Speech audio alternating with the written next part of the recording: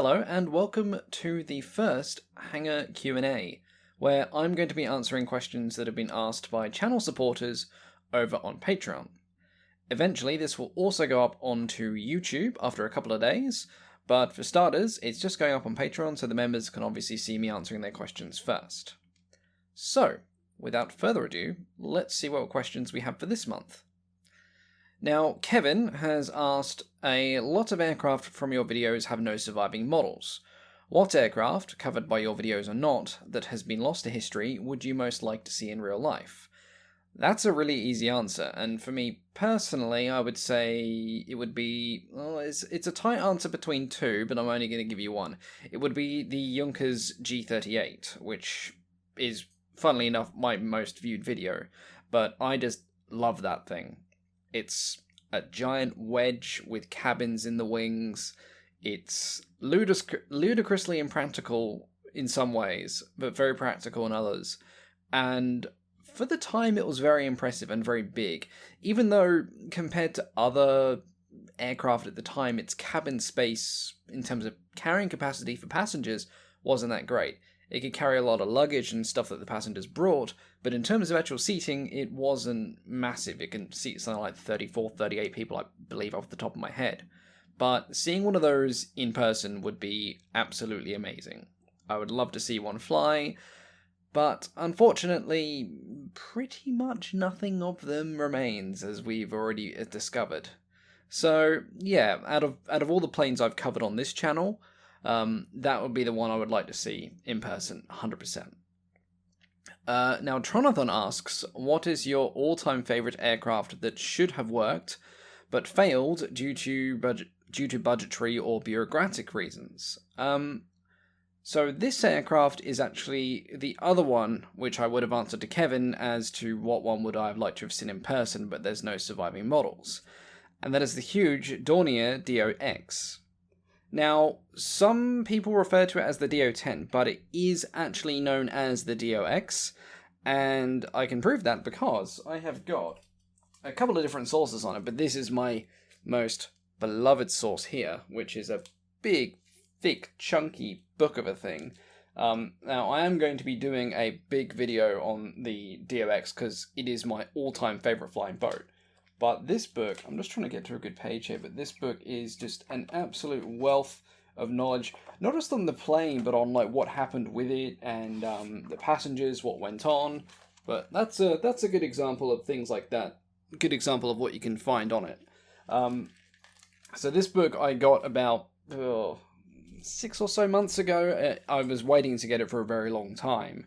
Until about a couple of years ago, you couldn't really get any books on the DOX that were in English.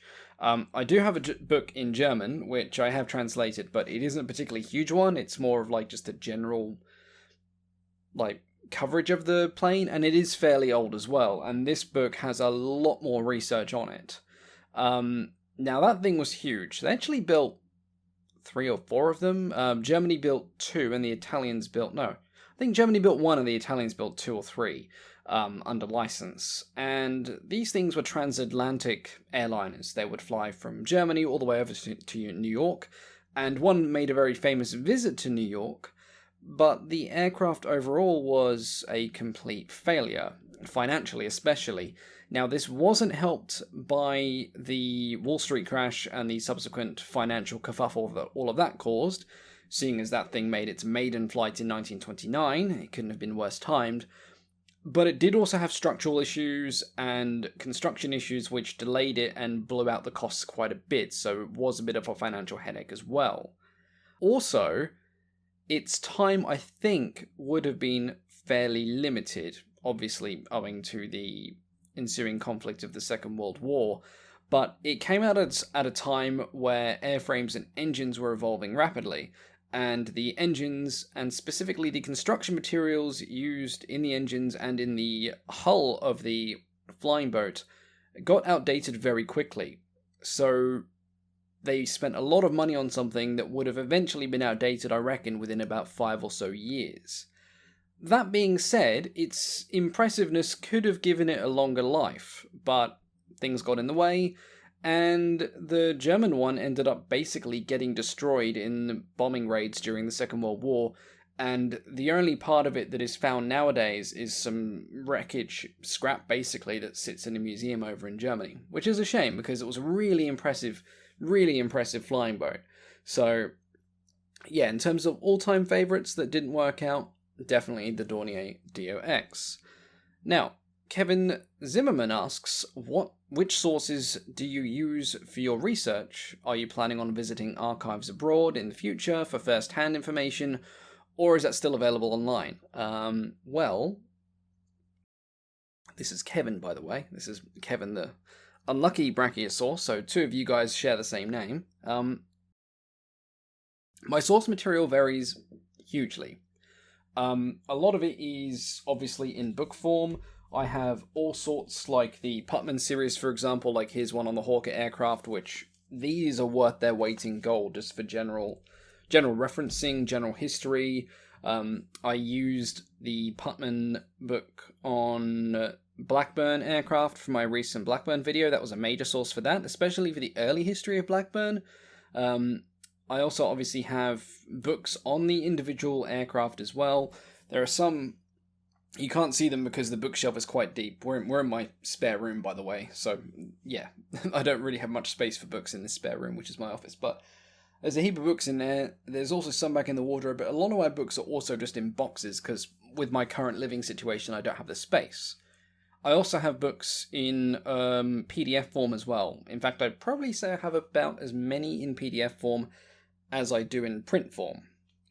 I also contact and reach out with various archives in Australia and overseas. Now, a lot of the stuff in archives isn't in digital form. Some of it is, which is fantastic, but a lot of it isn't. Now, some of this I can request copies of. I go on a waiting list, basically. They digitize it, and then they send me a copy, which takes ages. It is quicker to go to the archive, but funnily enough, there isn't a huge amount in the archives down here in Australia, which means I have to fly to places like London, Berlin, various archives in America, which costs money. Now that I do this as a full-time job, it's definitely going to be a more affordable thing to do. But again, I'm going to be properly planning archive trips where I go with a set mission to get like a bunch of stuff. So certain heavily requested aircraft and topics may take a while to come out because I might be waiting on certain stuff from archives. Speaking of archives as well, I've had some successful contacts with some, which is allowing me to access more video footage for future videos on certain aircraft, which is really good. Unfortunately, videos are spread across a lot of different places. Some of them are free for me to use. I just need to put in a request to use the footage. Others I have to try and bungle my way through licensing companies and stuff, which is really expensive. But obviously I'm trying to get everything from the source rather than through the third party, which is usually something like, Shutterstock, Getty Images, British Pathé, God forbid. They're expensive.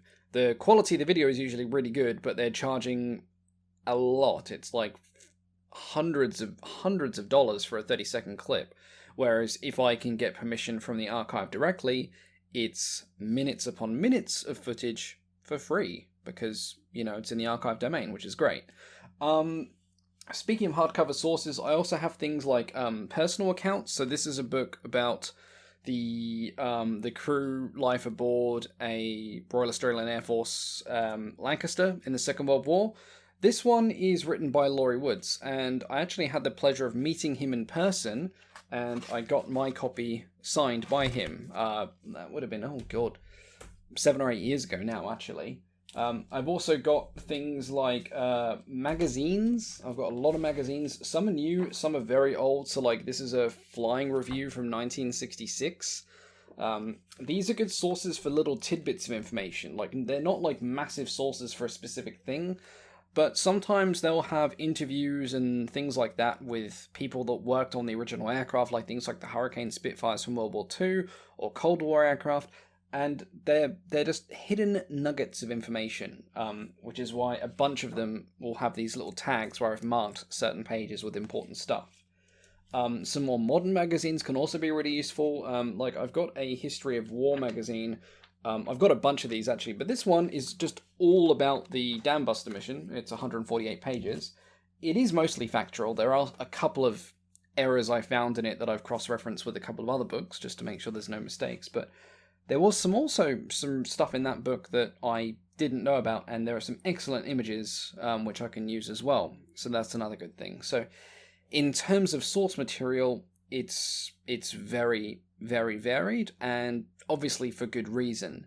I also try my best to get the flight manuals, pilot handbooks, maintenance reports, whatever, for aircraft to double check their specifications, again, say what's written in the Putnam books and things like that, just to make sure that they're accurate.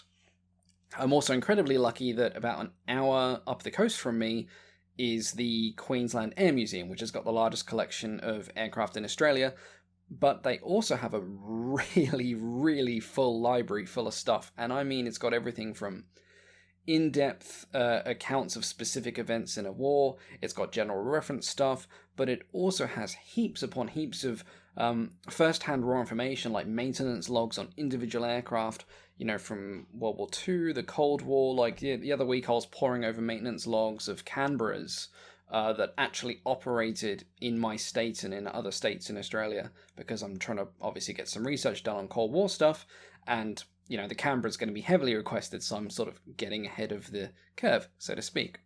But yeah, so source material, very varied. So Mary Kiesling asks, are you a pilot? If not, you seem extremely comfortable with all of the aeronautical terms. How did you come to be so fascinated by all of it?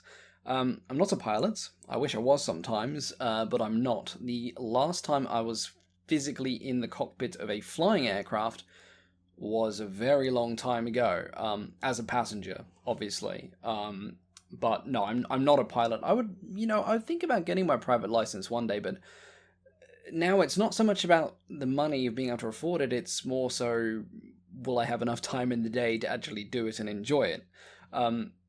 Digitally, I fly a lot. I have a virtual reality headset just lying there, HP Reverb G2, and I fly a lot in flight simulators, like Microsoft Flight Simulator, DCS, IL-2, War Thunder technically has a simulator mode as well, so I enjoy a lot of digital flying. I've got a HOTAS like right here, which some of you guys have probably seen in a couple of clips that I've shown. But yeah, no actual flying license. As to how I got obsessed, let's use the word obsessed, with planes, very young age. And funnily enough, it would have probably been the film I mentioned in the Blackburn video, which was Those Magnificent Men in Their Flying Machines. I watched that, I think I would have been like 4 or 5. My parents had it on VHS way back in the day when I lived in England, and I remember them watching it once, and I got obsessed with it, and it was like my favourite film that I just kept watching over and over and over again. And that's definitely what kick-started it, and then I just liked watching documentaries and learning interesting things like that, and it sort of snowballed.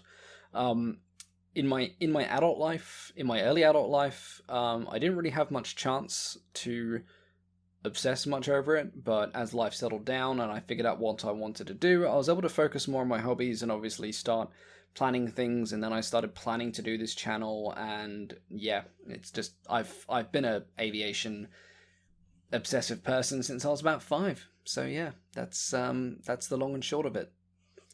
Now, Moultrie Geeks has asked, I understand the Fleet Air Arm was under RAF control in regards to aircraft development and acquisition, which led to the dreadful condition of Royal Navy carrier forces early in the war, Second World War, yes.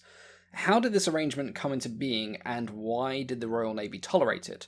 Was it a political decision, or just simple expediency? This is a very complex topic, so I'm going to do my absolute best to answer this as briefly as I can, so I apologise to anyone who knows a lot about this topic if I skim over some things that might seem important, but this is the short version. It's both. It was both political, and there was some expediency along the way as well. I would say that the political aspects were more numerous, though. Firstly, there was the rivalry between the Royal Flying Corps and the Royal Naval Air Service in the First World War, which was an extension of the centuries-old rivalry between Army and Navy. This led to competitions for the production of aircraft and their equipment, often to the detriment of the campaigns that they were to be used for. Now, this disharmony certainly contributed to the public outcry and government pressure following the German bombings of London in 1917, with said government calling then for a unified air force to improve A, Britain's defence, and B, Britain's offence in terms of air power. Secondly, this political rivalry directly affected the formation of this new air force. Hugh Trenchard was appointed as the Chief of the Air Staff, and as he had been the commander of the Royal Flying Corps from 1915 to 1917, he had a natural bias against the Royal Naval Air Service, because the Royal Flying Corps was under Army control, the Naval Air Service was of course under Navy control. In fact, he had initially been opposed to the formation of a unified air force, as he did not want the naval requirements to dilute his supply of aircraft to the Western Front, because he was pursuing a very offensive policy on the Western Front, basically from as soon as he got into 1915 through to 1917. Before he got in, the Royal Flying Corps was very passive. It was lots of reconnaissance, lots of balloons, lots of artillery spotting. He wanted to take the fight to the enemy. He wanted to develop groups of fighters which evolved into fighter squadrons, and he wanted to knock the enemy out in the air in the same way that we were trying to knock their troops out on the ground. So from the beginning, he was obviously very jealous of his equipment and reserves, and the thought of having to split that with the Navy probably made him very upset. Now, thirdly, you had the rivalry of opinions between those who appreciated the military potential of aircraft in the Royal Navy and those who did not. For most of the war, the majority of aircraft operated by the Royal Naval Air Service had been land-based, and so many admirals found it reasonable that the emerging Royal Air Force should absorb those assets. But this absorption would also include the aircraft and service members aboard the newly emerged aircraft carriers. And this is where the problems begin. At the time, HMS Argus and Furious were operational, with 3 potential carriers on the stocks. These carriers, men and equipment, could have formed the core of a really strong fleet air arm in the mid-1920s. But many admirals lacked the vision to realise what they were losing when this men and equipment was being absorbed by the RAF. There were, of course, some who were thoroughly opposed to the RAF being in command of aircraft and crews aboard carriers, Admiral Beatty being among them. Though he did make an absolute cock of it at Jutland, he can at least be appreciated for acknowledging the value of aircraft carriers as the future capital ship of naval warfare. Unfortunately, he was in the minority. Now, when the RAF was first officially formed, there was no fleet air arm at all. It was just the RAF. Trenchard's main objective was to establish a strong air force as a service, and as he had to deal with both political resistance to his plans, as well as internal resistance due to differing views on aerial doctrine, the chance for naval concession was non-existent. When the Fleet Air Arm was finally formed, it remained under the RAF control for 2 reasons. 1, Trenchard felt that the single greatest threat to the RAF as a service was Admiral Beatty, who had been constantly advocating for more naval air power.